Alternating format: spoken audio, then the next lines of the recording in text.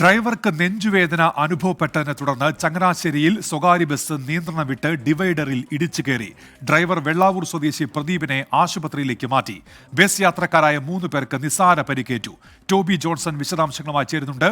Toby, എപ്പോഴായിരുന്നു ഈ സംഭവം? എന്തൊക്കെയാണ് വിവരങ്ങൾ, ടോബി?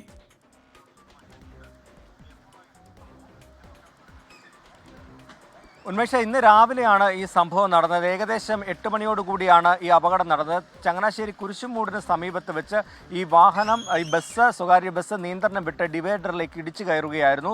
തുടർന്ന് നടത്തിയ പരിശോധനയിലാണ് ഈ ഡ്രൈവറായിട്ടുള്ള വെള്ളാവൂർ സ്വദേശി പ്രദീപിന് നെഞ്ചുവേദന ഉണ്ടായതാണ് ഈ അപകടത്തിന് കാരണമായതെന്ന് മനസ്സിലായത്. ഉടൻ തന്നെ നാട്ടുകാർ ഇദ്ദേഹത്തെ ആശുപത്രിയിലേക്ക്, സമീപത്തുള്ള സ്വകാര്യ ആശുപത്രിയിൽ ഇദ്ദേഹത്തിൻ്റെ നില അല്പം ഗുരുതരമാണെന്നാണ് അറിയാൻ കഴിയുന്നത്.